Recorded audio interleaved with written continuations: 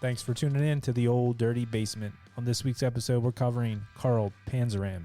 This guy did in 30 years what a half a dozen people couldn't otherwise do in their entire lives. I agree. Like a lifetime worth of traveling, doing like crazy shit. If he wasn't such an asshole, he would have been a pretty cool dude. Yeah, all that illegal shit. Yeah, besides the butt rape. And the butt stuff kind of makes you got to erase that. Yeah. But this one was a real crazy story. We hope you enjoy it. Speaking of which, if you're enjoying the show, leave that 5-star rating. Spotify, Apple, Google, wherever you're at. On Apple, you can leave a written review. Really helps us out. And sit back, relax, and enjoy Carl Panzram.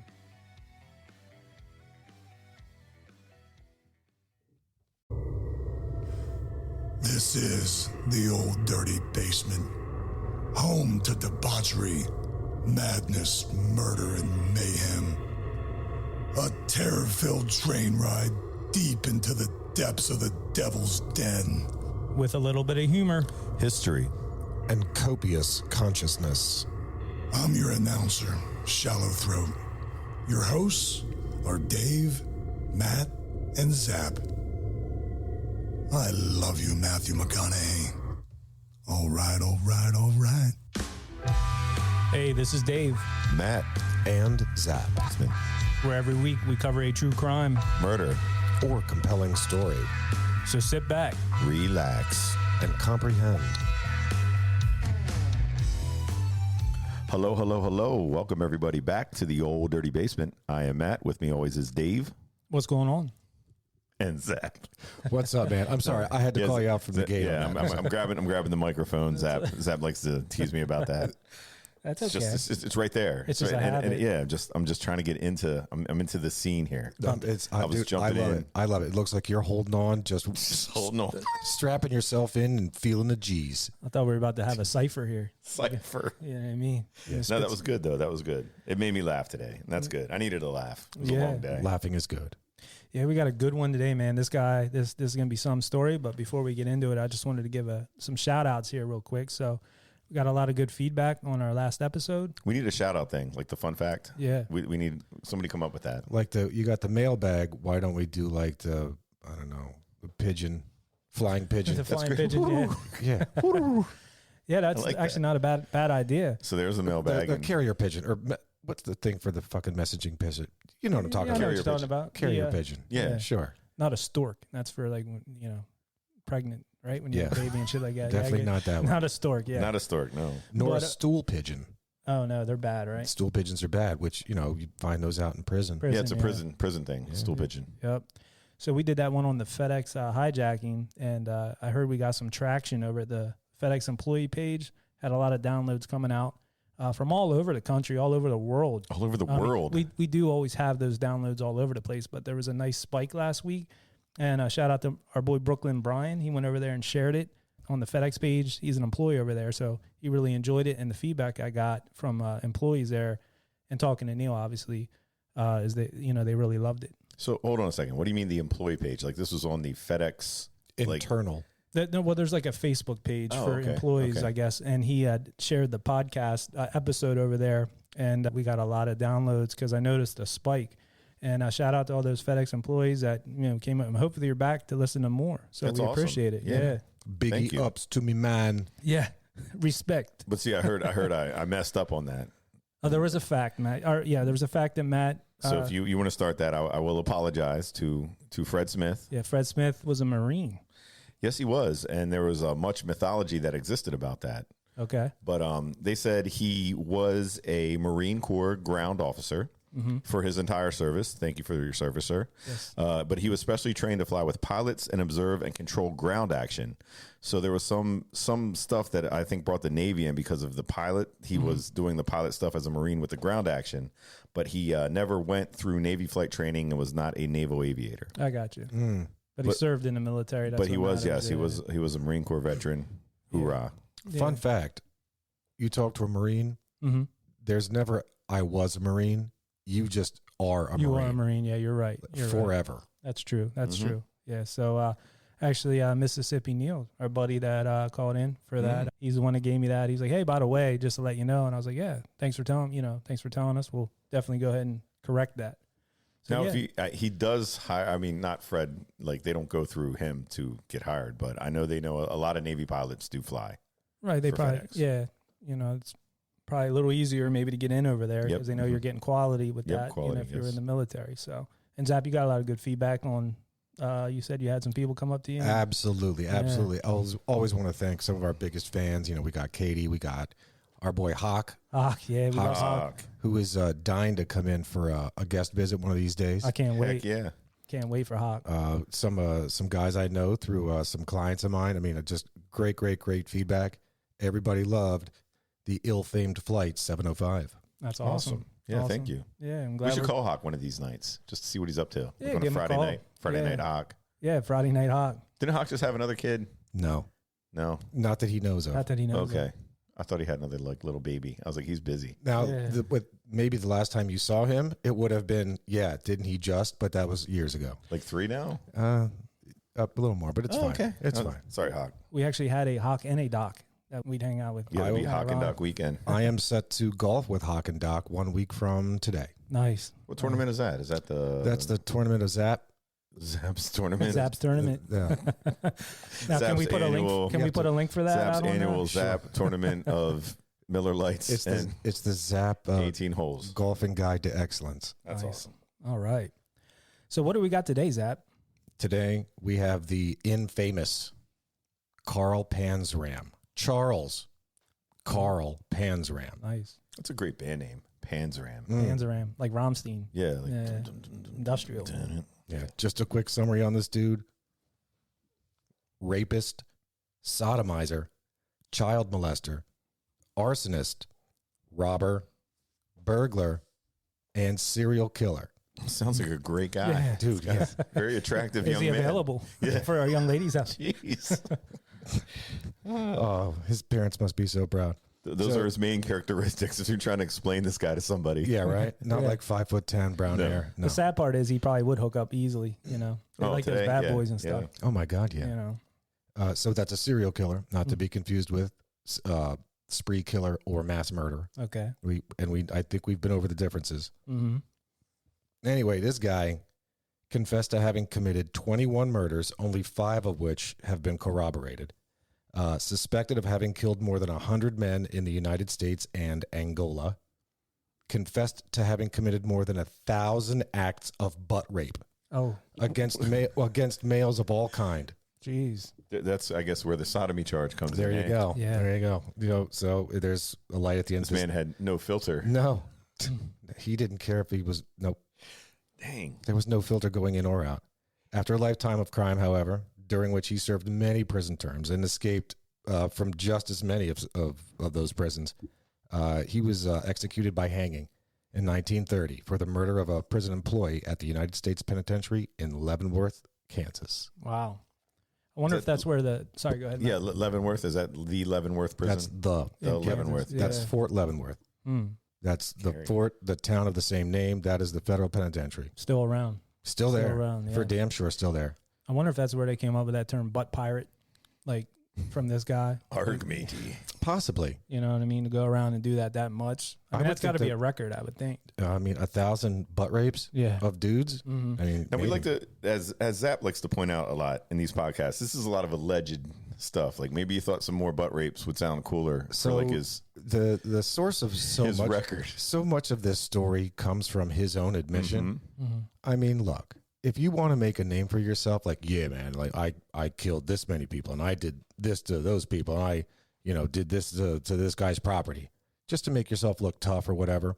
Great. Mm-hmm. In this case, this guy said, yeah, man, probably over the course of my life, either in prison, out of prison, just whatever, sailing around the world. Yeah, I butt raped about 1,000 dudes. Right. That's not something that's going to give you cred. Right. Yeah. Just Well, make it you could more give notorious. you like pirate cred. Like it might be like a Butt pirate cred. yeah, Yeah. butt pirate cred. That's a lot of Like you booty. said. That's a lot of booty. Which well played, Anybody sir. catch on? Yeah, anybody catch on to that? Well played, sir. Although he was landlocked in the middle of the dirt of the United States, Leavenworth. Mm-hmm. I mean, truly, for butt pirate, wouldn't he have been better served in Alcatraz? Yeah. Something like that, maybe? You would think. Something closer to the water. To the water, The right? sea. Where did the Uganda part? Did you say Uganda? Angola? Angola. Okay. Yeah. Yeah. Is that like a sweater? Potato, it's I fine. was thinking like the what was that in wrestling? The Ugandan giant. The giant. So Angola. That was, okay, Angola. That was sweaters. Vice President Kamala. Kamala, the Ugandan headhunter. Yes, Oh, the wrestler, there it is. yeah. Yeah. Good call. Yeah. So we want to get into this Yes, let's do it. because this guy's got a long history of craziness. Dive in. All right, Oh, he's definitely on the triad or quadrad or 100%. the pentagram. Mm-hmm. Yes, he is on the McDomer triad. Yes. So Carl Panzram, born on June 28th, 1891, near East Grand Forks, Minnesota, to Johann and Matilda Panzram. He had 5 brothers and 1 sister, and they all grew up hard in working on their family farm. Every day after school, he and his siblings had to work on the farm well into the night. So this was basically school all day and then full-time farming after school. Did you ever hear anything like in the 1920s was like early farm, like it was easy farm life for them? Like it's always like, it's sun up to sunset, like, or Right. sun up to, they never like stop working. No machinery really to Yeah. help. No, I mean, it was rough. yeah. And it was even rougher for the animals. Right. You know what I mean? Like ox Oh, and yeah. horses and whatever. Yeah. Basically like the same way the Amish do it now. I'm so tired. Dude, I would hate to be one of and look, I think we mentioned this before. Those Amish, they beat the shit out of their animals. I mean, they beat them Oh yeah. like They hard. like the whips, and they're always pulling on them. And They are worked. And that's out of the Bible, right. but they live that to Bible truth. Like, yeah, we have dominance over the animals, and they for damn sure do. They do. that's yeah. what. Yeah, Johann and Matilda just popping them kids out because you need farm hands. Yeah, you're right.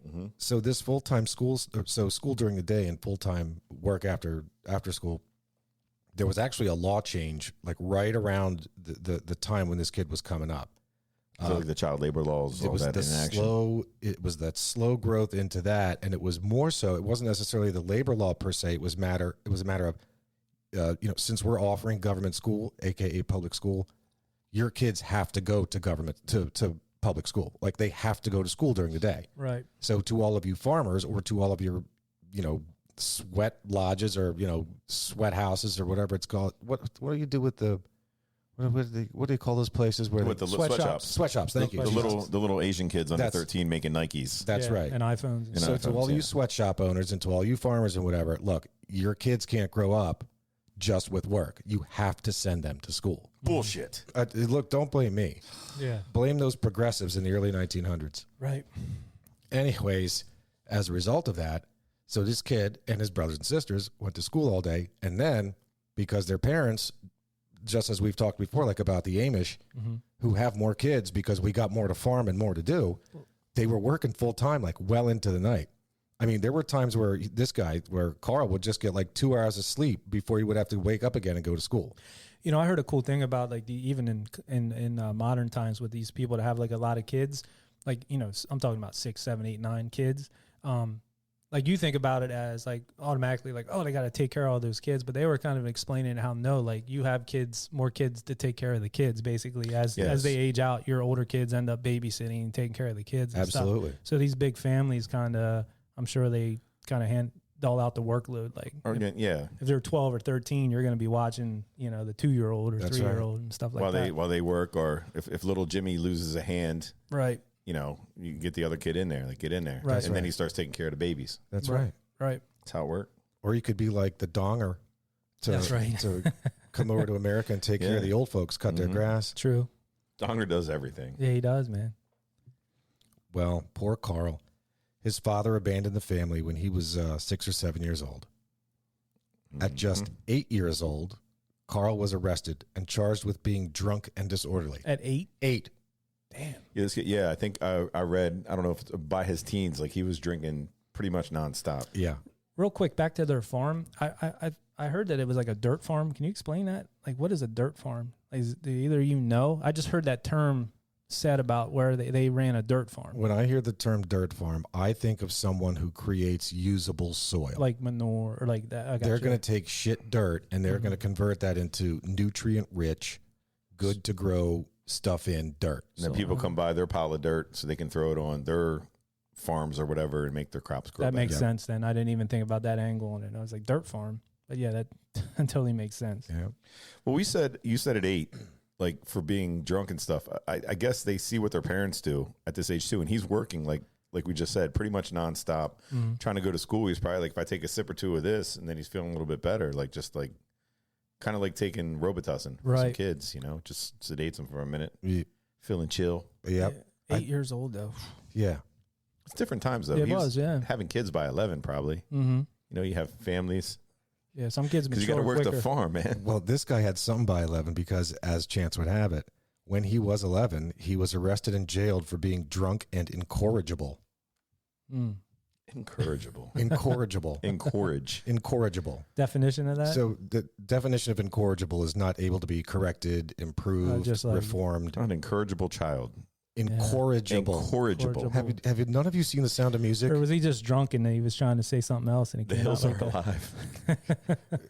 All I know is that like Nazis were at the end and you had to get out of there. The hills It was have bad eyes? news. Yeah. No, not the hills have eyes. When okay, so quick little flashback Fräulein. to you numbnuts. When Fräulein Maria came to the Von Trapp house, and she's introduced to all of the kids. Sound of Music you're talking about? Yeah. Okay. So when I did say Sound of Music, right? I don't know. I heard Hills Have Eyes somewhere. Yeah. No, I said the hills are alive. hills have eyes. I was like, wait a minute, I'm lost. It's the sound of goddamn music. So Okay, yeah, okay. so Fräulein shows up and she's being introduced to all the kids, and all the kids stand. You know, they're all in line, and each one by one, they all step forward and they So they say come down the step, doop, doop, doop, or what was the song for that? a quick little blurb about themselves, and then they go back. Okay. Well, the one boy, Kurt, stepped forward. He said, "I'm Kurt, and I'm incorrigible." Was he the youngest? Of the boys? Yes. Was that the little one? No. Okay. No. In fact, I think he might have been the eldest boy. Anyway, he was, so that at the time was a thing, like incorrigible. Okay. Like to I've be, heard the term. I Zap, just you were a never- gentleman and a scholar. Yes. So, Thank you. But no, by that I mean he was seriously. This incorrigible was a term for which you could be Charged.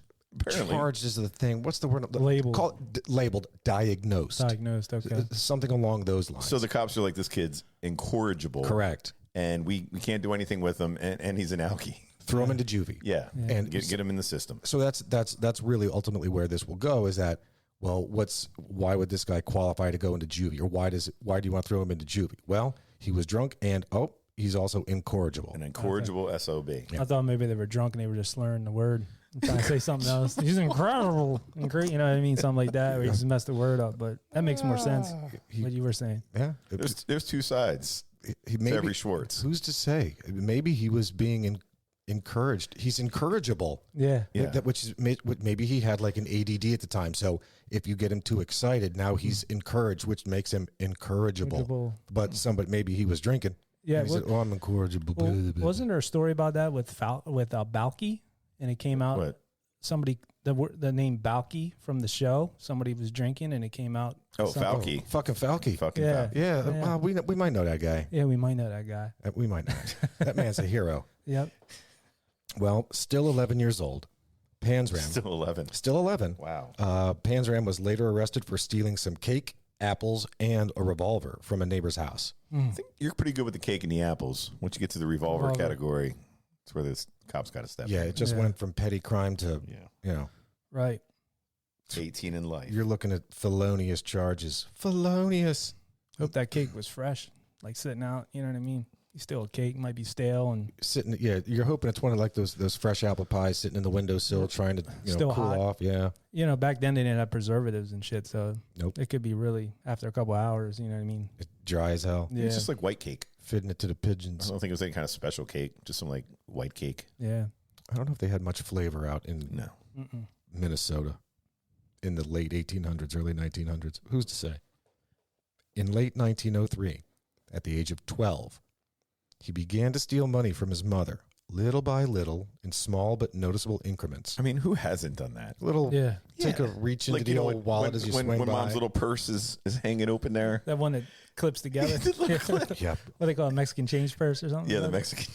that? I don't know if that has to do with something carrying money, or does it? Yeah. Oh, I The don't know. Mexican change? Is this a That's- sexual thing? That's a sec. Yeah, It that- is, he but was- is that he was making a- is that what they No, call that? remember, like your mom little used to have clasps. the Yeah, little those- clasps, those- and there's always stuff in there. There's one clasp, and it looks like so you remember the game Jacks, Yes, where you drop yeah. the jacks, you drop the ball, and you try to pick up the jacks. Yes. It looks like two ends of a jack. Those two little the two Tips. tips. Thank you of a jack, and of that the jacks. six tipped item. It's two of those ends. The one with the rounded, they rub over top of each other to clasp Close. Yeah. that. Yeah, we have miniature young purse. listeners. They have no idea what a change purse may be. Oh, okay. But I didn't know if that was really what they were called, a Mexican change purse, but that's the sexual move. That's a sex Yeah, thing. that's I a gotcha. sex thing. Yeah. That's where you try to stuff everything on in there. Yeah. Just That's try a to cat in the bathtub. Yeah, I just think. try to. Oh, okay. Yeah. Or that also. Trying to get out. Jesus Christ. You ever try to put a cat in the bathtub? It's hard. You know what I mean? There's a way. There is. Well, okay, so he's stealing from his mother little by little, but in small but noticeable increments. In October of That sounds like he's 1903, like an entrepreneur. well, he's a thief. Huh. So his own mom sent him to the Minnesota State Training School, which is essentially a reform school. It's like essentially like juvie hall. Right. While there, he alleges that he was repeatedly beaten, tortured, and raped by staff members. Now, you can imagine he hated being there. Well, he hated this school so much that he burned it down on July 7th, 1905, at the age of 14. Damn. Burned it down. Now, amazingly, he wasn't suspected or arrested for it. And this was actually a confession of his own that he gave up at a later date. It's alleged. Okay. Yeah. And that's fair. So that's fair. This guy's sitting there later on in life Saying I did Yeah. that. Yeah. saying, I did When that this, I burned did down, that. yeah, I did that instead of like the guy that fell asleep lighting candles. Right. But he still was a bad dude. Somebody's I phone wouldn't- charger. Yeah, I wouldn't put it past him. Yeah. You know, I was talking to this one buddy of mine who may or may not have served some time. Right. And he was telling me how they had to light a way to light cigarettes if you don't have a lighter in jail. You get two batteries, Mm-hmm. both with positive ends up, and you take a copper wire Mm-hmm. and you run it to both of the batteries, connecting the two terminals, and then you run the little bit extra of it. Mm-hmm. You yank it out of headphones or something, wherever you can acquire a copper wire, and then you run that to hit the metal toilet. Oh. So somehow, some way, and now the warning, he's like, dude, you will burn your fingers. Oh, yeah. 'Cause you're holding this wire on top of these batteries, and you're waiting for the center pole, the center of that copper wire Right. to get so red hot that you can put your cigarette on it and light it. Mm-hmm. Like, It was much like when you had older cars in With the the 80s. cigarette It's lights, the yeah. exact Yeah. same thing that you would push in. in the 80s. Yeah. Seriously, I think Even it's some before. cars. My most recent car up until my current was an 07, and that came with the cigarette lighter. Well, that had to be in a package though. They just don't have that factory. Like Yeah. that has to be the smoke package, correct? Or, I mean, it was a luxury sedan. okay, okay. There's also a workaround. I learned this from LA Ron with AV stuff. If you ever want to test a speaker, if you ran a long line, you don't have an amp. If you take a battery and you take the black and red, the negative and the positive Yep. of the speaker wire and put them on, the negative on the negative, positive, it'll give a pop, pop, pop, pop, pop at the speaker. So you can test it just to make sure your wire's not cut. Like if you have a really long run, Right. like in a house, like if you're, Or not running it up through like the yeah, if you're running through the roof walls and and, stuff, yeah. and you want to make sure that when they were building, they didn't nick a wire, cut it or Sure. you can do a little test on that. Look what we learned today. yeah, Yeah. People pay attention to this show. This is like, yeah, amazing. listen to Yeah, this. you can learn stuff. You know what I Yeah. mean? Like this old house, kind of. Yeah. You know what I mean? But this old basement, Yeah. Right. it's not a house. Look, I remember lighting cigarettes off of an electric stove. It's the same concept. Right. Not a That's gas old stove. school. Then you run out the sliding door as fast as you could, so your mom don't smell Smell it. the smoke. That's what I used to do. Light it off the Sadly, stove. yes. I think that's an old high school trick. Yeah. Yeah, Shit, I lost my lighter. that's when lighters were hard to come by. Right. Well, because you had dickheads stealing them. Well, that was a whole nother game. There was. We just- Actually, you know what? That was later in life. I think that That was was, later. yeah. In But- high school, people weren't stealing lighters. Yes, very true. It was- very true. Yeah, 4 or 5 later, years out. much they later were in stealing. life. Whatever. So let's see. Oh, yeah, he burned the school down, confessed to it later. Because that school burned down, he continued his reform school at Red Wing Training School and was paroled from there in early 1906. Still just 14 years old. Mm. Now back in the civilian world, it didn't take him long to get himself into trouble. 2 weeks after his parole, he pulled a revolver on one of his school teachers. Yeah, that was a crazy story. That little interaction there. Yeah. Yeah, basically, like the teacher, I guess, pissed him off the one day, and when he went back to school the next day, he brought the gun with him. Yep. And the teacher told him to get up out of his chair, and he's like, no, I'm not getting up. For whatever reason, he was trying to reprimand him, and the teacher went over to try to pick him up out of the chair to move him, and he was like holding on to the chair. Like, so when he'd lift, the chair would lift. And the teacher fell back, and when he was on the floor, he pulled out the gun and pulled the trigger 3 times. Nothing came out. So they just sent him home. Yeah. That's what they did back in the day, I guess. Well, that's the thing. Like today, you hear about like these things happening at schools and stuff, which is hard, but nobody would have known about that. Like you said, they just sent him home. Like this kid's acting like a bad kid. They're like, hey, come back tomorrow. Get a better attitude. Come back get a tomorrow. better attitude. Straighten yourself out. And we'll see you tomorrow. Well, look, that's not that far off from Heather's. No, where you're right. He was shooting blanks. No, in this case, he didn't even have bullets in there at all. Right. And look, back in the day, everybody carried guns. Everybody was shooting their food on their way home from school, for Christ's sake. Yeah, you're right. Mama got a squirrel. Good job. Yeah. Yeah. So, well, I don't know. Anyway, after that ordeal, not long after that, I should say, Panzram ran away from home to live on the streets and traveled from here to there on train cars like a hobo, committing robberies and burglaries along the way. Also, of his 5 brothers, one of them died, and the remaining 4 left the farm. Yeah, speaking of which, when he went home that day from school, his one brother like beat his ass. Like beat the shit out of him. I mean, his dad had left. Yeah, the dad was gone. His biological didn't bother. So right. So his older brother took charge of the family. The school had called, which I was surprised they had phones back then. But I wonder if his brother's I guess they did, but just that they would. I don't know. It just seemed odd to hear they called the house, and so they knew before he got home that what he had done, and the brother was beating the shit out of him. He's like, "Where's the gun?" And the older brother said, "Where's the gun?" And he's like, "It's upstairs or wherever." Not even thinking about, well, he was just at school with the gun. It's on him. So when the brother went to look, he ran off and left. He gone. His brother's name was Patches. Patches O'Houlihan. What's that from? It's a song. If everybody looks up the song, it's called Patches. Interesting. Who sings that? Millions of Patches? No, it's Patches for me. It's the Patches. I'm depending on your son to pull your family through. I don't know that up to you. I gotta look at it. It's the guy basically talks through the song. It's about his dad dies, so the mom comes to the oldest brother. I thought that was that. She's like, Patches, we're dependent on you. I thought that was that movie with what's his name? He was a doctor. Oh, that's Robin Williams. Yeah, that was also a movie. Patch Adams. That's Patch Adams. That's right. Okay. Right. Gotcha. Well, what's the name of the band that did that Santa Monica song? Everclear. Was that an Everclear song? Because that singer had real bad daddy issues. Yeah, that's about daddy issues too. Okay. But Patches was the one where the youngest or the oldest brother, the dad dies and the mom comes to the oldest brother and says, you got to take care of the family and get us through, and you need to work more, and you got the farm. And is this a Winger song? No, this is like a 1950s song. Because I fucking love Winger. They are good. What's a big Winger song? Come on. Go back and listen to the last 15 podcasts. I know, dude. Come on. Oh, it's a big Winger song. I don't know. 17. That's not Winger. All right. That stop. is not Winger. Okay. Who do you think it is? George Michael? That's Skid Row. Wow. I hope he's joking. He's obviously joking. She's only 17. Isn't that Skid Row? No. No. Oh, that's 18 in Life. 18 in Life. They're a year older. You're right. You're right. This whole time, I was like, well, why do they keep saying Talking Winger? about Skid Row. My bad. Dear Winger, our Lord and Savior, please do not send lightning bolts into the basement to electrocute us. We'll have Kip Winger in here one of these times. One of these days. On the 4th mic. Who was the kid from Beavis and Butthead that loved Winger? Stewart. Thank you. All right. Back to Panzram. In the summer of 1906, right around the time he'd have been 15 years old, Panzram was arrested in Butte, Montana for burglary. But with an E. Yeah. And was sentenced to 1 year imprisonment at a reform school in Miles City. While there, he assaulted and critically injured one of the guards with a wooden board. In early 1907, Panzram and a fellow inmate broke out of the reform school. The two made their way from Miles City along the U.S.-Canadian border. In their travels, they repeatedly broke into stores and burned down a number of buildings on their way to Fargo, North Dakota, where the two then went their separate ways.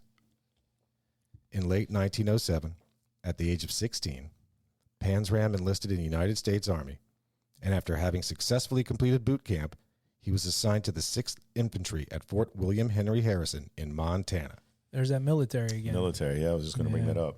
I don't think when we were talking about him being like when he was going through the train cars and like hitching rides and stuff, didn't they say he was gang raped by like a bunch of hobos? Oh, we're gonna get to that. Oh, okay. Yeah. Oh, we're almost to that little gem. All right. Yeah. All right. Yeah, I thought that was during that time. Oh yeah. But yeah, hold on to that. No, he was either the receiver or the pitcher on one of those, but we'll definitely get there. Now you Or could he was a switch hitter. so I mean, so this kid's still 16 or he was 15. He ran away from school, and then again joined the army. But you can imagine how long this is going to last. I mean, in addition to his overall insubordination, he was convicted of stealing $80 worth of supplies and was sentenced to a 1.5 years in prison in, of all places, Fort Leavenworth, Kansas. Right. He went to prison in 1908 and was released in 1910 with a dishonorable discharge from the United States Army. And they said when he went in the military, the age was 21 back then. To go in the military, he had to lie about it. 21? Yeah. Really? Yep. Yeah. So he had to lie, and they didn't care. They wanted people to enlist, but that was the age was 21. But he was That sounds 15, crazy. 16 at the time. You 16, said 16. Yeah, he just lied about it. I was like, yeah. Now I'd imagine at 16, with the life we already heard he had going on, he'd probably look a little hardened by then. You know what I mean? Probably looked a little rough. But He probably had like full beard. if you're drinking and DUIs at 8, or not DUI, but whatever he had, public drunkenness. His horse was going crazy. Right. Yeah. Yeah. Incorrigible. Corrigible. We'll get there. Yeah. We'll get there. Let's see. Oh, yeah. So dishonorable discharge. Once again, it didn't take long for Panzram to resume his criminal career. Later that year, in 1910, he was caught and imprisoned in Rusk, Texas, for vandalism and arson. Assigned to the prison's chain gang, he escaped and made his way to Juarez, Mexico. Uh-oh. Where he tried... Apparently, there's a lot of bad news going on. How about that? Juarez. Not much has changed. So here, he tried to enlist in the Mexican Federal Army, which is also known as... Federales. See, Yeah. That's correct. Not Mexican, yes. I don't speak that language. So on his way there, he abducted, assaulted, robbed, and strangled a man in a small town just east of El Paso. Where does one find the time? Dude, I know.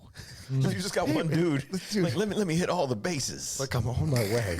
Shit, I'm about to enlist with the Federales. I got to get my, my kicks in before I go off to fight the Can't Mexican just War. beat the dude up real quick and then Nope. take his money. Nope. Wow. He had to abduct him, assault him, rob him, strangle him. In the summer of 1911, Panzram was arrested in Fresno, California for stealing a bicycle. At this point, using the alias Jefferson Davis. Now What's the president? we're going to get that was Yes. Yeah. the South. How dare you? The South will rise again. So this guy was sentenced to now again as Jefferson Davis, and you're going to see this more and more as we go through here. So this first alias Jefferson Davis. So as Jefferson Davis, he was sentenced to 6 months in the county jail, but escaped after only 30 days. 30 days. Damn. So while on the run, riding in a train boxcar one day, he disarmed an armed railway employee and then forced him at gunpoint to butt rape one of the other hobos also riding in the boxcar. He then threw both of them out of the moving train. How would you? I don't know how you would force somebody like, you know what I'm saying? Like, how do you get it up? Wow. I just don't. You better get an erection or I will kill you. I just don't Maybe know they're how just that would work. like going through the motions. I mean, maybe he's just Like, yeah, like I'm going at it. You all right up there? yeah. Yeah. All right. It's like I got it. That just seems like it'd be hard to do. If Now, Matt, this was, you mentioned it earlier. Mm-hmm. So at some point up until this point, or I should say shortly before, he did, basically he forced this little voyeuristic thing he did. mm-hmm. That had happened to him. Now, not that somebody else exactly at gunpoint held somebody else to do the butt raping, but, he had been himself Yes. assaulted, yeah. again, not just while in prison, but doing his hobo thing, traveling across the United States. Yeah, riding the rails as a youngster has to be has to be tough. It's man. a scary gig, Yeah. man. Yeah, 'cause That's Yeah. much like just being homeless today. Like you don't know what's going to happen, where you're going to be at. there's no policing in those Yeah. boxcars. You're Could be on your there own like and sleeping in a little thing of hay, and all of a sudden yeah. somebody's grabbing at you. Doing the dirty You're like, dog. man, I'm just trying to sleep. Come on, man. Oh man. It seems so warm in here. Laying in hay and hearing hey. Tell your daddy I said, hey. Chang-a-lang. So let's see. Butt rape, threw him out of the train. All right. So he took that train, Panzram, took all that train all the way to Oregon, where he settled down and made a living as a logger. Wow. So he settled down now, finally. He settled Good down for a him. little bit. Yeah. So that was in the summer of 1911. Logger. Yeah. That's what I was thinking. Yeah. Experience. Of course. Of course. So while in Oregon, Panzram, now going by the alias Jack Allen, was arrested in the Dalles, Oregon in 1913 for highway robbery, assault, and sodomy. Because it was a crime back then.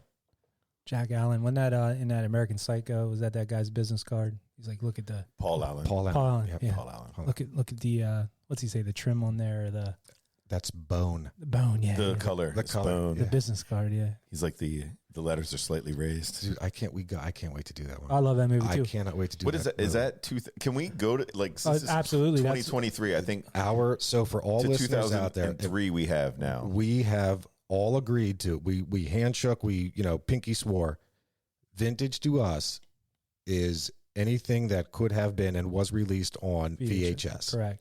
Yeah. And that for damn sure includes American Psycho. As I entered his apartment, panic overcame me. Yeah. As I saw his apartment overlooked the park, and it's obviously more Much expensive, more expensive than than mine, or my own. something along those Yeah. lines. That was just a great line. Oh my God, dude.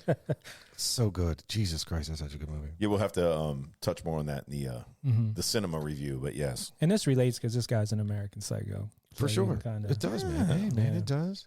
People, people need to listen to our other podcast on, movies, vintage cinema. So it's That's cool. right.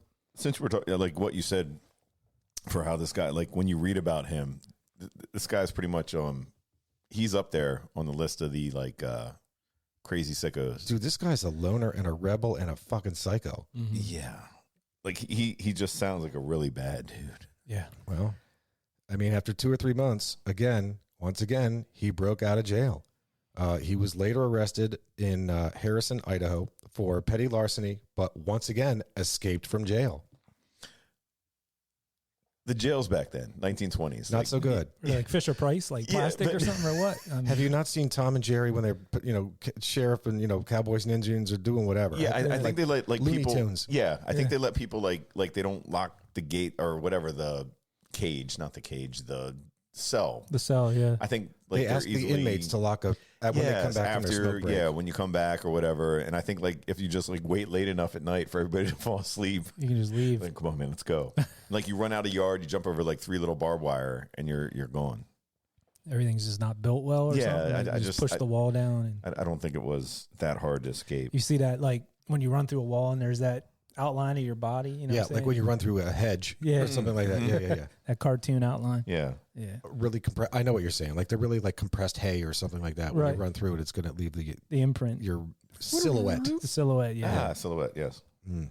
I don't know. So now you got me thinking about prisons. Because so I got to believe like things like county jail or local. Well, look, we just not recently just had the local chief of police. Right. When you have that local person who becomes the local cop, especially let's say way back when, you're not way back when you're This not is necessarily 27. you're not going to get maybe the cream of the crop. Like you're going to get somebody that's just like, or it could be quite the contrary. It could be like nepotism, favoritism, something like that. Keller's Your Massacre. nephew, Remember yeah. Keller's Massacre? That guy. Like, There you go. Yeah. Exactly. Like, But- well, this guy knows this guy, so you get to be the new armed guard at the prison.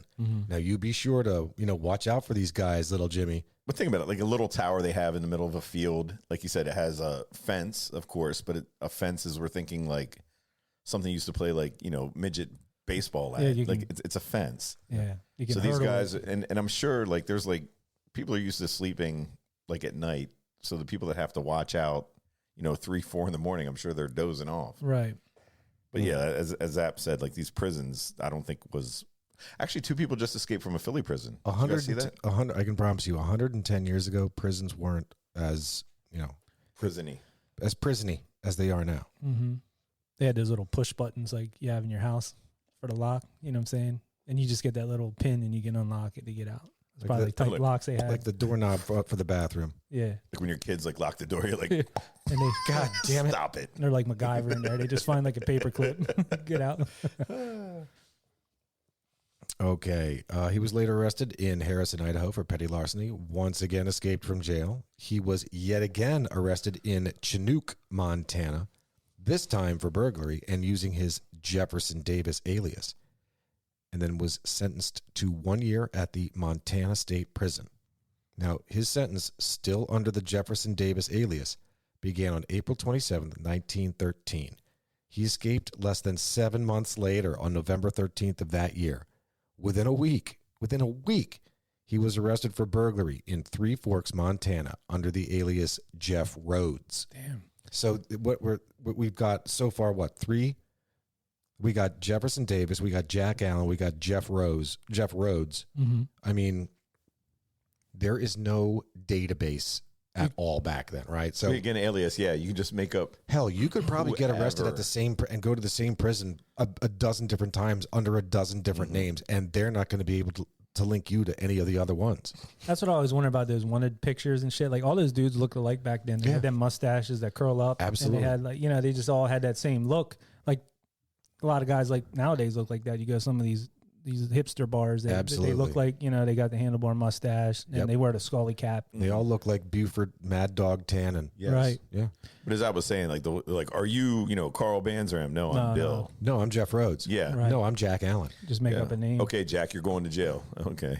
There's no way to, although tattoos and stuff, you would think if you had like markings and stuff that, you know, they might be able to match it up. And I think this guy maybe had a. He and we'll sure get to did. it. I mean, well, he sure did. But at this point, like every time he's getting put in jail, he's going to a different prison. And there's no data, like you said, no database. Dude, so. none of these guys talk to one another. Yeah, at all. Where was he at prisons already? He was like Jesus. in. I mean, he started out at the Minnesota State Training School. He went to the Red Wing Training School. He then went to Miles City. He went to Leavenworth after that. He went to, he was imprisoned in Rusk, Texas. Oregon, Oregon. Texas, Idaho. Let's see. 6 months in California County in Fresno. Fresno California, County okay. Jail. Like, dude, he's been all over the place. Yeah. Well, released on March 3rd, 1915, he made his way to Oregon again, riding the rails through Washington, Idaho, Nebraska, and South Dakota. On June 1st, 1915, under the alias Jeff Baldwin, he was arrested for fencing items he'd stolen from a home he'd burglarized in Astoria. Astoria, that's the town for the It's in Goonies. Oregon. Is that That's the Goonies one, isn't Desperate it? Housewives? No. No, that's Astoria's Oregon. Wisteria. that's Wisteria Wisteria Lane. Thank you. Yeah. Astoria. Oh, Wisteria Lane. That's the same street that was used for the Burbs, by the way. Yes. Oh, yes. Fun fact. Fun fact. So now he's on his fourth alias. On June 24th, Panzram, as Jeff Baldwin, was sentenced to 7 years at the Oregon State Penitentiary in Salem. 7 years. Later that year, Panzram helped a fellow inmate escape from prison, and during the escape, the fellow inmate killed the warden, Harry Minto. Oh, the con man. The con man, Barry Minko. Yeah. In this case, it was Harry Minto. Okay. Close, though. Similar. Because of Panzram's involvement in the escape effort, Panzram was charged as an accessory before the fact in the murder. 2 years later, on September 18th, 1917, he himself escaped but was swiftly recaptured. Less than a year later, on May 12th, 1918, he escaped again by sawing through the bars of his cell. See, that's what I'm talking about. How'd you get a saw? Yeah. I know, man. Well, no, they get those the files. You remember they're putting like the sandwich. And they're like, Oh, yeah. What's so great about this is I'm sorry you out there can't see this, but as I read something, when I say that he sawed through the bars of his cell, you could just see Matt just shake his head like, God, this is what I'm talking about, man. This is what I'm Makes talking me about. mad. Yeah. I think they would think about that. But no, but you think about Giving them like tools and shit. the wife comes in and gives him a sandwich. He's like, delicious. Yeah, let me pull that out. Here you go. You're foot long. Yeah, Contraband. that was some Pee-wee's. At the very end, that's right. Yeah. He gives him a hot dog with a fucking the metal saw. No, it's not. It's a file. like a Pee-wee's file. Big Adventure. Or, It's the saw that hacksaw. hacksaw. Gives him a hacksaw blade. What, Pee-wee? Here's Yeah. your foot. Yeah, you didn't see that? You don't remember that? I saw that, but I don't remember that They're all part. watching Pee-wee's movie in the end. That could be a vintage cinema. Pee-wee's Oh, Big Pee-wee- Adventure. that's a good 100%. one. Yeah. Yeah, I 100%. like that one. All right, let's see. Escaped. Let's see. Oh yeah, so he escaped by sawing through the bars of his cell. He got himself a new alias, John O'Leary. He's Irish now. Shaved off his mustache and headed to the East Coast. So he got rid of his Wild Western look. Yeah. Yeah. Sounds like a song. Like, was Irish, shaved off my mustache, Headed out east. Yeah. East of the West Coast. That sounds like a Billy Joel song. Yeah. Yeah. Mm-hmm. He landed a gig on a steamship and headed due south to Panama after a failed attempt to steal a small boat for which he was not arrested. It was him and some other dude tried to steal a boat. He traveled to Peru to work in a copper mine.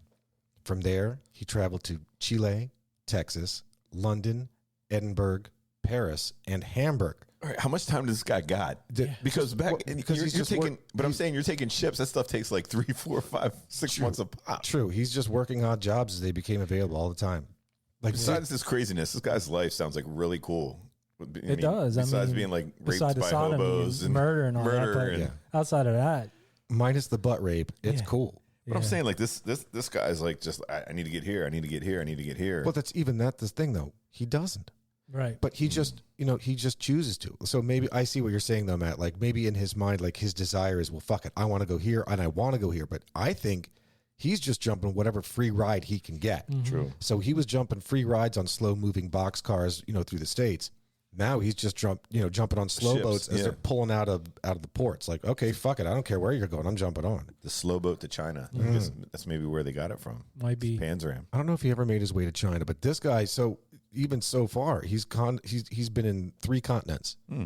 Back then too, that's like you said, impressive because you're. It's impressive. not- Yeah, it's not like you're getting there. You're not taking a flight and getting there in 6 hours. You're I mean, up till a couple years ago, talking months. I mean, maybe up to like 20, 30 years ago, people didn't leave 10, 15 miles from their. I know people that never left their neighborhoods. You know what I mean? I know people today that haven't left their neighborhoods. Yeah. Like, yeah, This guy's 21 years old. Mhm. At this point, he's 21 years old and he's been in 3 continents. insane.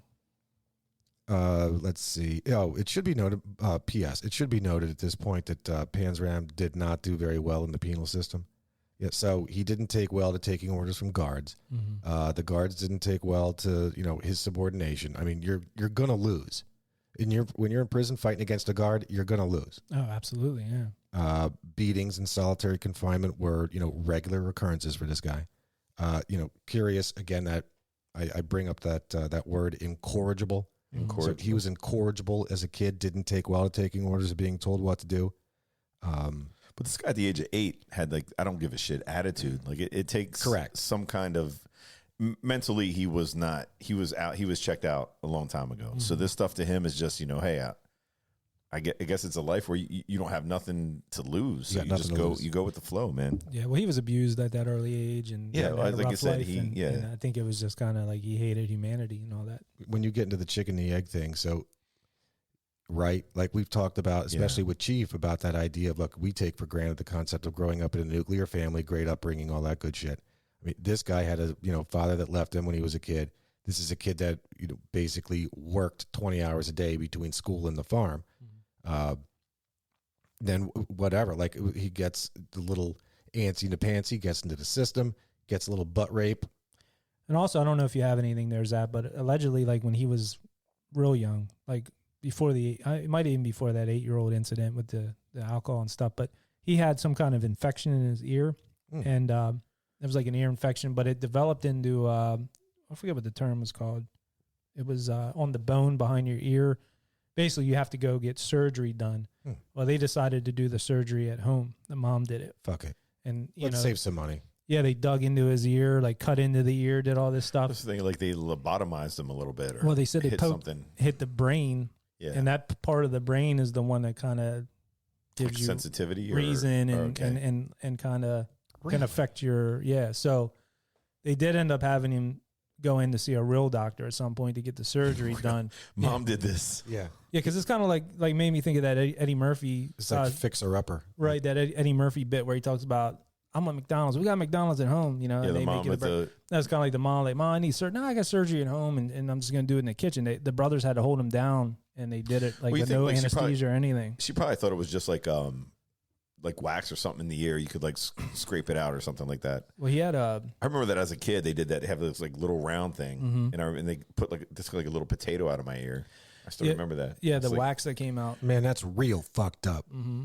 But that's... I almost passed out. They didn't do nothing. They just like, hold on a second. My mom was holding me. Oh my God. It's one of the, I think it was like 7 years old. I don't think they got my brain though. Dude, the Maybe. eardrum is nothing to be messed with. No, it is no. not. But I remember they got this thing out. And it was so weird looking, but I just remember it as a kid. There's But a lot of I people can't imagine like just some mom in there just in there digging. working. Yeah, like just with a knife, you know, just going in like a kitchen knife. And then they said that like that definitely could have had an effect on his obviously on his brain, because you're poking in there at his brain. And I think that's what they said was kind of like was that lobotomy, right? Like she might have got too far into the ear and. So lobotomy. I know where you're going with it. I know where you're going. I think it's the frontal lobe. The frontal lobe. Yeah, that's the frontal lobe. they had he had told that story, and then they did look behind his ear. There was a scar there, and that's what I was talking about earlier too, about like scars and tattoos and stuff being able, like that would have been something, that scar would have been something they would have been able to ID him. Well, maybe like, that scarred him for life. Yeah, pretty much. Scar tissue that I wish you saw. Yeah. Oh, that's also part of that. Oh. That's a great music trivia thing. So where'd we leave off? Oh, escaped from prison in 2018, made his way east, made his way all over the world. Sound about... Yeah, that sounds about right. All right, on September 16th, 1920, Panzram landed himself a big score. He burglarized former President William H. Taft's mansion in New Haven, Connecticut, and stole a handgun, jewelry, and bonds. H. Taft. Mm-hmm. Damn.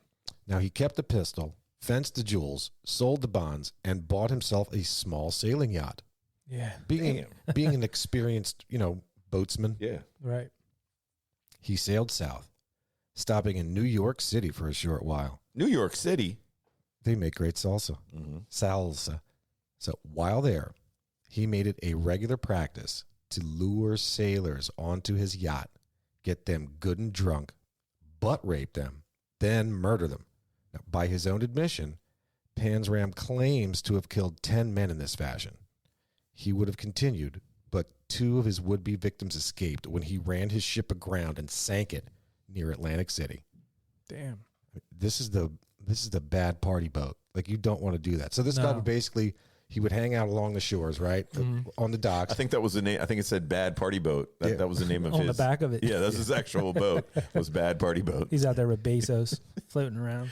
Jeffrey Bezos. But you see a picture of this guy, like you see him, and I don't see like He looks like a UFC fighter. like dancing in like a white outfit with like a little like a bow tie. Yeah. Oh, like Chippendales. Yeah. Come on, boys. So think about that. So you make a very good point, Dave, that, I mean, this is a big, burly dude. Right. So think about all the time he spent in jail, and we've talked about this a million times. So when you're in jail, you're not doing anything but like lifting weights, working out, doing whatever, looking over your back, making sure that you're not getting, beat up or butt raped or anything like that. Right. Now that's in addition to growing up a hard farmer's kid's life, like corn fed, like all you're doing is working a farm implement all day, day.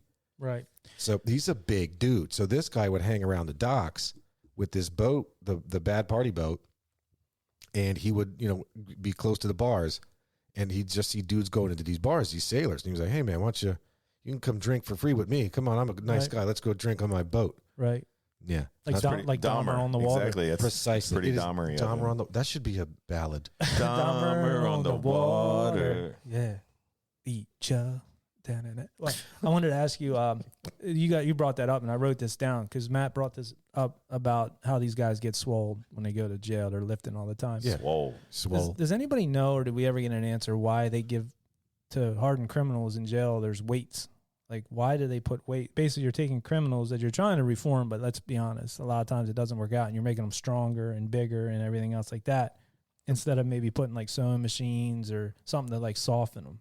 Like, you know what I mean? Like, in their free time, instead of lifting weights, Like making like here's making a shirts, like crocheting. Or So I guess they could stab crochet each other with needles, you. that's a that wouldn't be no-no. good. I would love to hear someone drop some mailbag knowledge on that, but I'm going to take a stab. Like, I'll Okay. take a guess that somehow, somewhere, just as you have opponents of death penalty or prison cruelty or anything like that, you also have, in that same regard, proponents of physical fitness, We'll just put et cetera, et Pelotons cetera. there. So this is now we That know was Schwarzenegger in the 80s. we know in decades later, or in recent decades, the joys and the benefits of cardio, right? Right. So that's great. That's fine and dandy, swell. But one could, if they so chose, they could try to argue, well, look, man, if these guys are hardened criminals and they're going to be in there for 20 some years to life, whatever, then we're going to have to pay for diabetes treatment, weight loss treatment. We got to buy bigger outfits for them. We got to buy more food for them because all they're doing is eating more and getting fatter and shittier. True. We got to work on the plumbing system. Again, I'm getting facetious, but there is the argument that a more fit person is cheaper to tend to whatever than a less than fit person. Well, then let them have cardio. Bring in. As I said, just Pelotons. Again, Let them back get a then, bike. I can't say that was a thought. Yeah. Have a jail called Pelotraz. Pelotraz. And then there's all Peloton bikes. Panzramatraz. But I mean, Panzramatraz. the guy's getting 3 hots in a cot, but in the meantime, all he's doing is lifting. Like, these guys come back like jacked at like 240 Yeah. Right. when they were like 180 going into prison. Or just shake weights.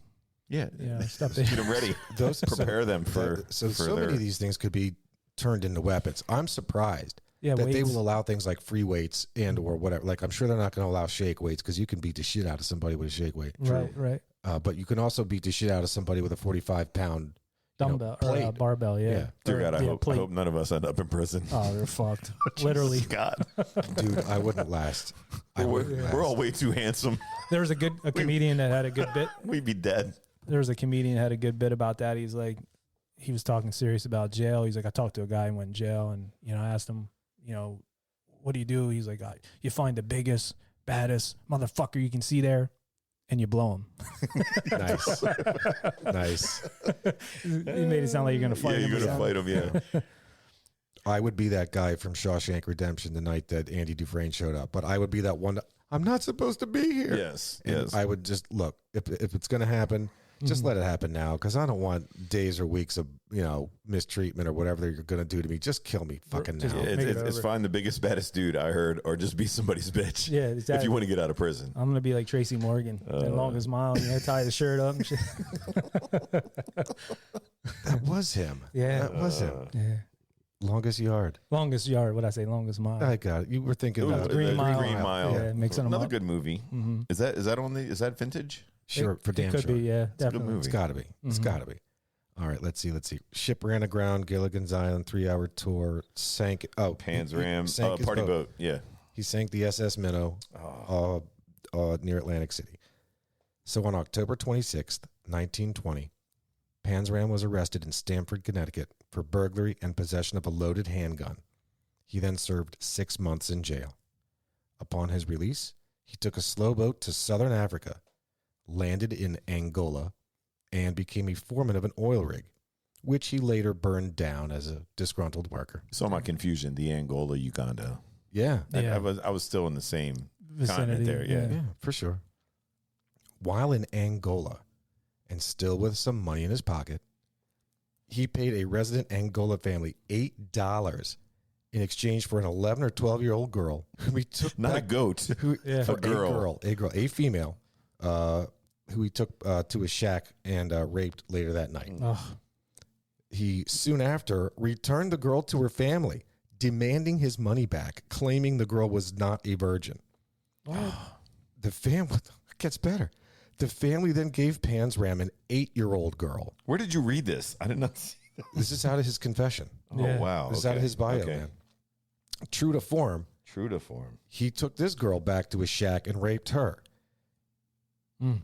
He returned this one too, claiming that she too was not a virgin at Damn. 8. They got return policy like Amazon. I know, man. It's like, Anything. yeah, It's like Costco. basically. Yeah, you just take it back. You don't even need a receipt. People take used tires to Costco. That's crazy. Yeah. The people will roll on tires for a year or two and then take those tires with their receipt back to Costco and say, give me new tires. I don't like the way they rode or whatever, Or how they were. yeah. You get something on Amazon that you already have, then you put that old one in the package, take it back, and you have 2 new ones, and you sell the new one. Right. I've heard. I guess. Mm. Know much about prison, Matt. Not at all. You gonna learn. You're going I won't be there. So let's see. He got for $8. He got the 11-year-old, took her back. Got the 8-year-old, took her back. After Do you have to pay after 11 used for them. the 11, or is it like No, it was age for 8. that? There was a flat rate of 8. $8. Yeah. Choose. Yeah. But they get cheaper once they lose their virginity. Jeez. So he claims that while he was still in Angola, he raped and killed an Angolan boy estimated to be 11 or 12 years old as well. He returned to the United States in 1922 and found his way to the New England area. Not long after his return, he raped and killed 2 small boys, beating one to death with a rock and strangling the other. Soon after, Panzram made his way to New York, where he worked as a night watchman in Yonkers in the Abico Mill factory. In true Carl fashion, he soon grew tired of working for a living. In June 1923, he stole a yacht belonging to the police chief of New Rochelle, New York. He took on the alias John O'Leary and picked up a 15-year-old boy named George Waleson. Yeah, George Waleson. Mm. After promising him a job on the boat, he celebrated the addition of this swab to his crew by butt raping him. Oh my God. Yeah. Now, all of this happened. He wasn't arrested for all of this. He's getting away with it. I should say for any of this. He's just these later. Again, a lot of stuff that he said in his story. Yes. Well, they were saying too, like the ones that he wouldn't kill, that he'd commit sodomy with, they were scared to go to the authorities because it was illegal back then. So that actually is the deal here with George Waleson. And we're going to get to that here in a second. That's actually a great example of that. On June 27th, while on the river near Kingston, New York, Panzram sought to add another man to his crew. He picked up this nameless man, but soon after shot and killed him and threw the body into the river. The next day, on June 28th, Panzram and his first mate, Waleson, docked at Poughkeepsie. Oh, Poughkeepsie. Mm. It's in New York. Poughkeepsie, New York. That's home to not only Marist University, Marist College, but CIA, Culinary Institute of America. That'd be cool pickup line and shit. Like, what do you do? That's CIA. They, they don't know. They think you're working for CIA. Yeah. Not like the Central Culinary Intelligence Institute. Agency. Yeah. Mm-hmm. Wow. Okay. Shot him, threw him in the river. Oh, well, went with Waleson to Poughkeepsie, New York. While there, Panzram stole $1,000 worth of fishing nets. That's a lot of nets. Dude, that's Back then. Can you imagine? This is 1923. That's a lot of nets. Would he keep those in a warehouse or something? He put them on his boat. You can do it on the boat. They departed. And while sailing by at a slow pace, sailing by Newburgh, New York, first mate Waleson jumped overboard, swam to shore, and immediately ran to the police. He didn't report the murder, but he did report the sexual assault that O'Leary had inflicted on him. Mm. I think because in this case, I mean, he was there for the murder. Like he was essentially an accessory. And this dude can go back and say, no, that dude helped me kill him. He helped me kill him. Instead, knowing full well that, look, I'm a victim. This is a serious fucking crime. Right. What this guy did. This guy butt raped me. You got to get that guy. You got to get him. Mm-hmm. Yeah. So he did go to the police. Yeah. They were talking about that, and they were saying that like a lot of people, the males, that they wouldn't go. Number one, because they're embarrassed. It's fucking embarrassing, man. But number two, like I guess because it was shit pushed in. Yeah, it's not fun. But Nah. that it was illegal. So if he could say it was consensual, you both could go to jail. You know what I mean? If you Right. tried to be like, Yeah. But that's illegal, son. I didn't know. Yeah. So he ended up going to jail. I mean, how did they enforce that back then? Like, you know what I mean? How'd they check it? Yeah, like busting down doors. Rubber glove. I don't know, but I mean, you'd have to catch them in the act. or Like, before they showered. right? Yeah. Yeah. Yeah. Oh. Well, within days, on June 29th, Panzram, who at the time was going under the alias John O'Leary, was arrested in Nyack, New York. On July 9th, Panzram, still under the name O'Leary, tried and failed to escape from jail. He soon after conned his lawyer by giving him ownership of a stolen boat in return for bail money. Now, as you can imagine, Panzram skipped bail, and the boat was confiscated by the government agents. On August 26th, Panzram, still as the alias O'Leary, was arrested in Larchmont, New York, as a suspect in a recent burglary.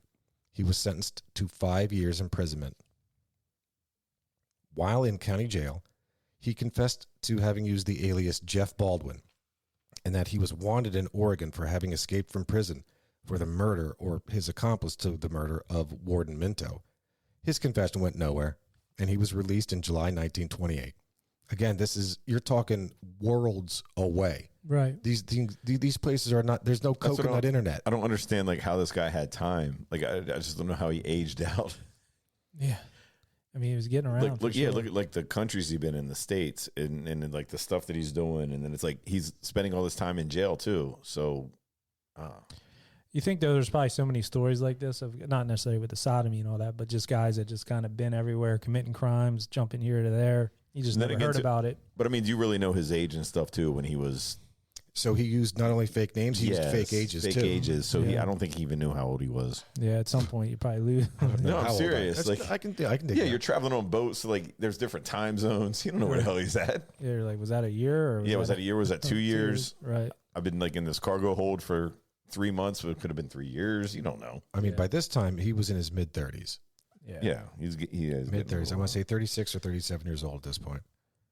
Yeah, that's mind-blowing. So on August 30th, 1928, Panzram was arrested in Baltimore for a burglary in Washington, D.C., where he and 3 accomplices broke into the home of a dentist and stole a radio and some jewelry.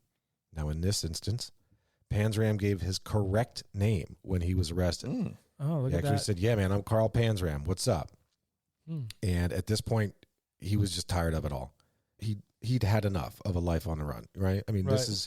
He's been everywhere in the world. Dude, at this point, he's like, fuck, I'm tired. I just want to relax. So during his interrogation, he confessed to killing 3 boys earlier that month, once in Salem, once in Connecticut, and one in Philadelphia. Now, only the Philadelphia murder was able to be corroborated, and thanks to his existing criminal record on file under the name Panzram, he was sentenced to 25 years to life, and it was transferred to Leavenworth Federal Penitentiary. There it is. Right back where it all started, really. Mm-hmm. While in prison at Leavenworth, Panzram was considered to be psychotic. As a result, he was... Really? Yeah, you don't say. Mm-hmm. He was assigned to working alone in a prison laundry room. Now, in the laundry... Bad things always happen in the laundry room. Yeah. In the laundry, he worked under a foreman named Robert Warnke. Warnke was known to bully and harass other prisoners under him, and he soon began to do the same thing to Panzram. Uh-oh. Panzram don't take that shit. Yeah, Panzram's not one to take being bullied. So on June 20th, 1929, Panzram beat Warnke to death with an iron bar. This was the clincher. In an incredibly short trial, he was convicted and sentenced to death. He refused to allow any appeals of his sentence, even despite being offered time and time again by death penalty opponents and human rights activists. He wanted to die, yeah. He wanted to die. They had those in like the 1930s. Yeah, yeah. Oh, shit, yeah. Mm-hmm. Like I thought that was like, Look, Like, if they I thought had, there was like shit like 1990s, 2000s. like look, man, we're hanging this dude. Yeah, no, that was they- about it. Look, if they were People trying with to get pitchforks and stuff. they were trying to get women the right to vote back then. I mean, of course they're trying to let people live in, they had death penalty opponents. Right, right. Yeah, Christ. So Panzram was hanged on September 5th, 1930. When asked for any last words, he responded, "Yes. Hurry it up, you Hoosier bastard. I could kill a dozen men while you're screwing around." Jeez. He was buried in the Leavenworth Penitentiary Cemetery, where his grave is marked only with his prison number, 31614. Mm. Hoosiers are Indiana natives. If anybody's ever seen the movie Hoosiers, Oh, okay. Yeah, no, obviously that's a great movie. mm-hmm. Now, there's a subtle denouement to this. While on death row, Panzram was befriended by an officer named Henry Lesser. Lesser had taken pity on Panzram and was known to give him money to buy cigarettes. Mm-hmm. Panzram, in turn, took a shine to Lesser. So much of a shine that he wrote a detailed summary of his crimes and history and, with the help of Lesser, often had Lesser sit with him and write while he dictated. Lesser preserved Panzram's letters in autobiographical manuscript. He then went on to spend the next 4 decades trying to have his material published. In 1980, Lesser donated Panzram's material to San Diego State University, where they are now available to all in their library and have since been made available electronically to anyone in the world. Yep. Let's see. I have interesting excerpt. Panzram explicitly denied having any remorse for any of his actions and began his journal with the statement that, in my lifetime, I have murdered 21 human beings, I have committed thousands of burglaries, robberies, larcenies, arsons, and, last but not least, I have committed sodomy on more than 1,000 male human beings. For all these things, I am not in the least bit sorry. Yeah. Who has that kind of time? He also said, I believe the only way to reform people is to kill them. Interesting. Let's see. Oh, Panzram wrote that he had contemplated mass murders and other acts of mayhem at one point, such as poisoning a city's water supply with arsenic, or, now, this is how old and far back he goes, scuttling a British warship in New York Harbor to provoke a war between the United States and Britain. Yeah, he was all about like killing the whole world. He wanted he made comments that if it was just him and the animals and like wildlife, he'd be happy. Like all humankind could die. That's what his plan was. He had plans to try to Like apocalypse shit. Yeah, he wanted to like dump poison into a reservoir so that it would poison like a ton of people. Yeah, like he had. Yep, there it is. He wanted to poison a city's water supply with arsenic. Right, arsenic. Yep. And one of his quotes was, I don't believe in man, God, nor the devil. I hate the whole damn human race, including myself. I preyed upon the weak, the harmless, and the unsuspecting. This lesson I was taught by others. Makes right. Or might makes right. Might makes right. Might Yeah. makes right. There's a great documentary. It's First mates make baits. That's right. Yep. There's a great documentary. It's called Hop on my ship. You'll get the tip. Pretty much. Damn.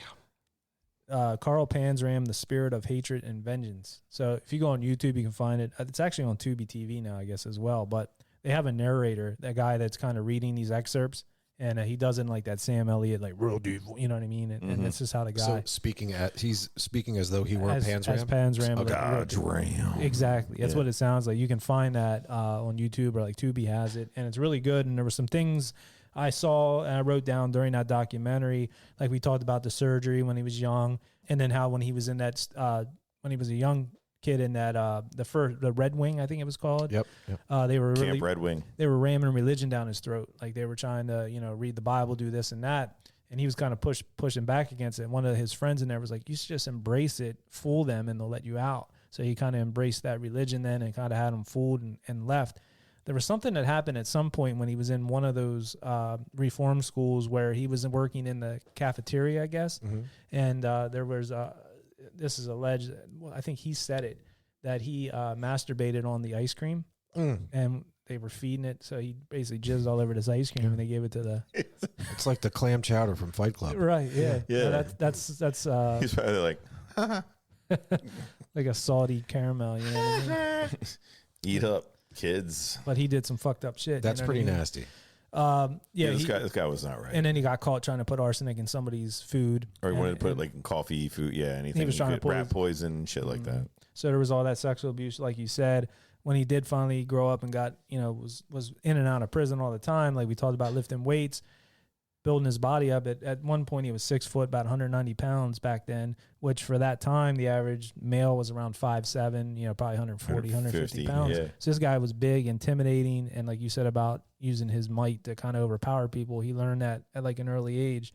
They had one point put a 50-pound iron ball and chain around him and had him carry that around for months with him, like in a wheelbarrow. He'd go out and work on the railroad, have like an 18-pound. Hold on, fellas. Yeah. God damn. So all that did was Make him bigger. make him stronger Yeah. And angrier. angrier. Yep. So that didn't help things. What didn't kill him made him stronger. Yeah. Then there's also at one point, I don't know if this was later in life or, maybe closer to when he got apprehended the last time, but they did a torture technique called the hummingbird. And what they would do was for these prisoners, they'd put them in a metal bathtub and take a sponge, and at the end of the sponge there was a wire running back to a battery, and they would like basically soak you and wet you down and use the sponge to electrocute you. And he said it was like 1,000 needles going into your skin, just torture. Like, I thought that was like the change purse or the Philadelphia sidecar. they did that too. It could have been something similar. Yeah. I don't know how you do that to a guy, but I'm sure if you could, they can he find a could way in figure it prison. out. Yeah. Yeah. So there was this ton of torture with this guy from the time he was young all the way through. And in prison, you talked about Lesser. He had made comments to Lesser, like, at first he took his friendship as like, he thought it was like a trick. And then he finally realized he was being sincere. Yeah. And he was like, if I would have been treated like this all along, I probably wouldn't have became who I became. And I think he was created kind of by, I mean, there was definitely that in there, but I think all the torture, everything he went through, attributed to his evilness. But He said, fellas, I'm really being sincere. In the 69, my Panzram nose will tickle your rear. Yeah. His nose is big. No, he ain't ashamed. It's big like a pickle. He's still getting paid. Exactly. so, Zap, what do you think a dollar, that was in 1928, that Lesser gave him that dollar, what would be your estimate, like off the top of your head? $100. So that's what I had written down. That's what I kind of figured. So that'd be like giving somebody a $100 bill in prison now, That's about how far that would go. I mean, well, $100 will buy you a carton of cigarettes now. Yeah. True. Thanks. Yeah. Thanks. In America. In Yeah. America, they will buy you a carton. In I don't know. Today. Today. A carton's $100. Are you serious? My God. However, I bet in not El Segundo, what's it called? Juarez. Juarez. In Juarez, I bet you could get $40. easily. If Yeah. not, no, less. They might still be $2 down there. A guy was down there. $2 a pack, and you can get Viagra for I think Well, I was gonna $7. say there was a guy on vacation down there in Mexico. He just got back a couple weeks ago. He was telling me he got sick down there. They have antibiotics like in a vending machine and stuff. Correct. So Yeah, there's you a can buy- place they His have, quarters in on that. they farm. No, not yet. Oh, okay. But they have But you don't know who's making those. these drugstores. The drugstores are also in delicatessens. Oh wow. Yeah, so you can go in there get a sandwich, and right behind there, I mean, there's just racks and racks of Okay. drugs. Because you'll get listeria from the Maybe meat. you got me thinking though, man. What did you say? Philadelphia sidecar? Mm-hmm. Man, I'm jonesing now for a Philadelphia taco. Taco. Yeah, I could really go for a Philly taco, which is a cheesesteak in a jumbo slice of pizza. Mm. Oh yeah, that sounds Really? good. Oh That yeah, sounds good. That shit does yeah. sound good. Because the slices of pizza there, like Yeah. it's different than in New York. They're a little bigger than in New York, but they're like that's so good slice. Mm. So yeah, when he was writing in prison, it was about he would do like 15 to 20 pages at a time, and he ended up writing. I heard one source say 20,000 words, and another said about 40,000 words that he had written out, for his life story that obviously he passed on. And yeah, I mean, I just thought it was.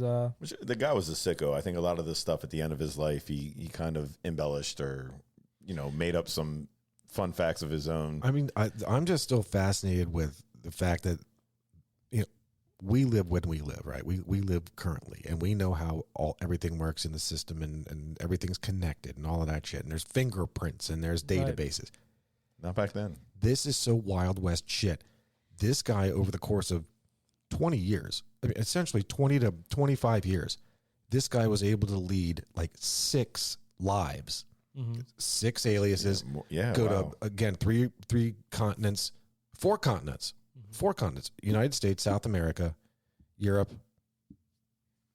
I'm sorry, North America, South America, Europe, and Africa. Africa, like yeah. crap. But That's then, amazing. And in the U.S. too, he hit like every state.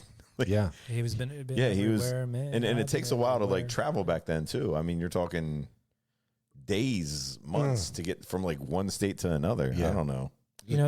Sorry, go ahead. no, I got nothing. I'm just, my mind is just blown when I hear stuff like this happen. Like this, again, when we talked about no ties, no bullshit. Like this guy isn't worried about, oh fuck, I got a career to think about. I got retirement to Right. save for.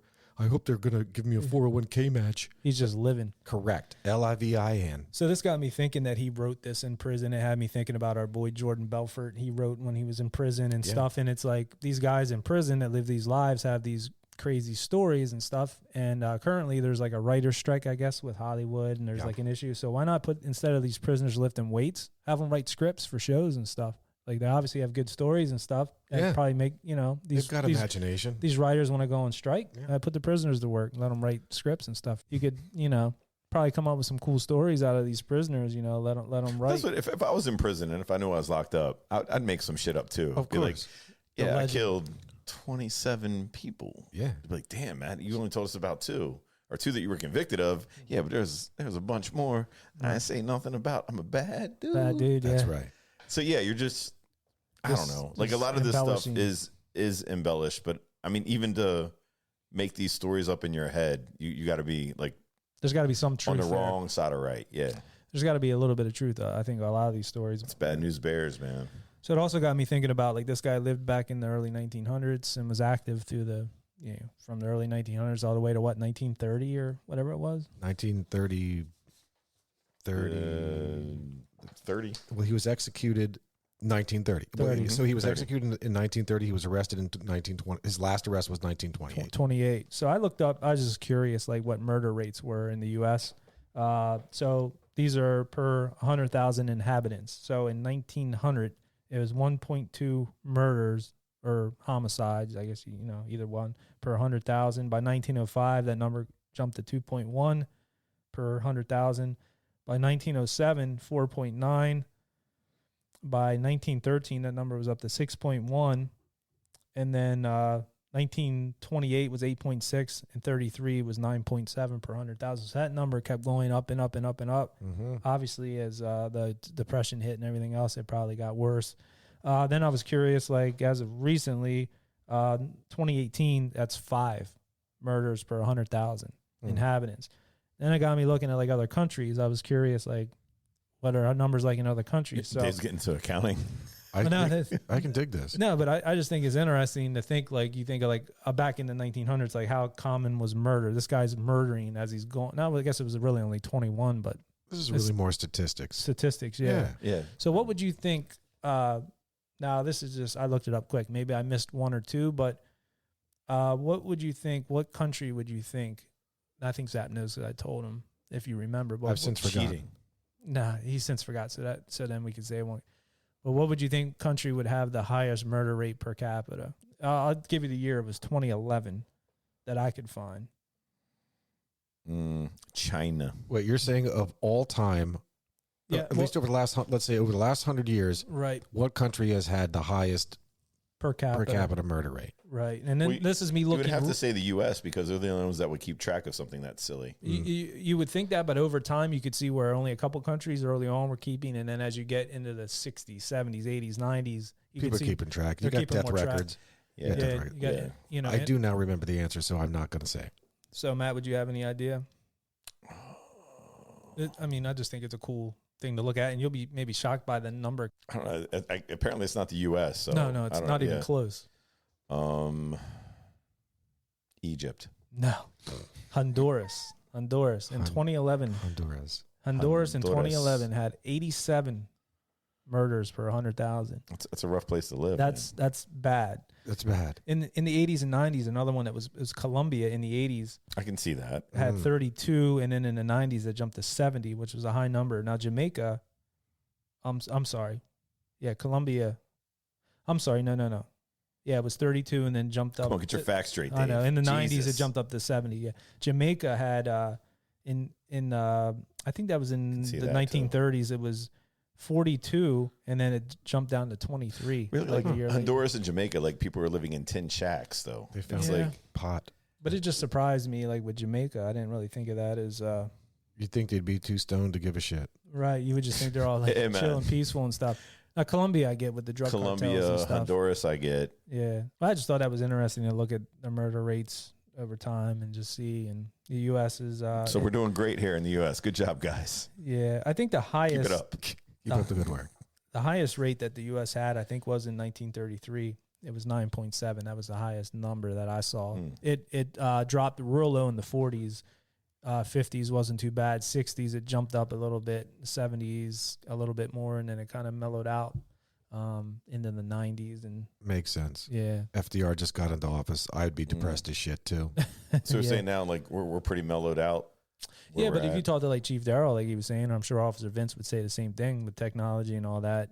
It's harder to get away with shit. Yeah. Yeah. Not to say you can't, but there's no, right. you're done. Right. So, but yeah, Zab, that was cool. I never heard of this guy. This guy's Panzram. Never heard of him either, dude. So we did this. I can't say enough, man. Just this guy living multiple lives, or I should say, multiple lives worth of living in just such a short span of time. Like, this is just mind blowing. What blew me away too when I looked him up is all the merchandising with this guy: shirts, mugs, hats. Like, this guy's like a hero to like a lot of people that like dig this dude. Think Well, he's, because like, cool he and was stuff. like a pirate, like you said. Like, this guy was living a life that a lot of us right now. I don't want to be doing what he did. No. I'm just saying, if you take away the sickness, Correct. Right. there's a lot of stuff that people would like. This guy just lived it, like the places he visited. People now with airplanes don't get to see these places. True. He's Yeah. off the grid. And there's shows about that. Like, the guy just and different aliases but the stuff he did.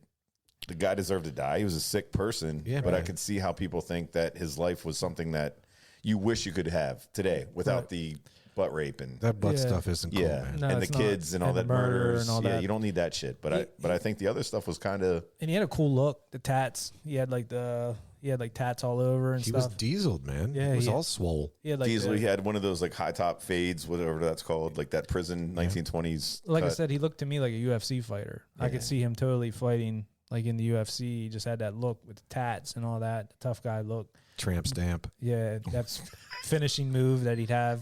He'd fuck the guy. Yeah. He knocked the guy out, then just butt rape him.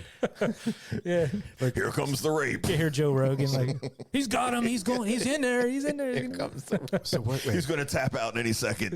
I think of those. I think of the video games like, I don't know, fucking Halo, SOCOM, Mortal any of them. Kombat type Right. stuff. So any of them where it's two people like trying to fight against, you're fighting against one another, and then after that person dies before they're respawned, like the winner would go over and just keep squatting over, Squatting or, like, pull- over yeah. top of the Yeah. dead carcass. Right. Yeah, so that's, I keep thinking of that when you talk about his finishing move. Or in Mortal UFC. Kombat, like, finish him. Yeah. He's like, Damn. the guy's like, Yeah. oh. Yeah, that would be bad. Keep it in your messed up, pants, man. Carl. Yeah. UFC's, it's pretty wild. Yeah. I could see it happening. But that was cool. Yeah, Zap, perfect. Like, I never heard of this guy. Not perfect, but yeah. Well, fucked this up story. and I will happily give a shout out to this for this. This was recommended to me by one of our listeners.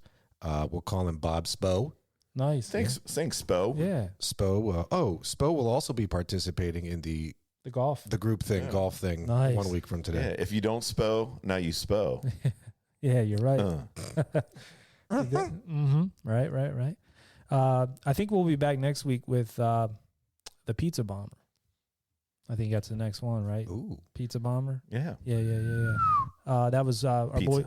boy Mississippi Neil when he called in. He said that'd be a good one to cover, and I think we put that on the list, so that'll be coming up. nice. Definitely reach out with us and let us know what you want us to cover. If you have anything, Facebook, Instagram at Old Dirty Basement, best way to reach us, or show email. You can see that at the bottom. You guys got anything else? I got nothing. Thanks for the story, Zap. Did a great job. Dave, good job. Had fun. Thanks Yeah. for listening, guys. Yep. Thanks, everybody.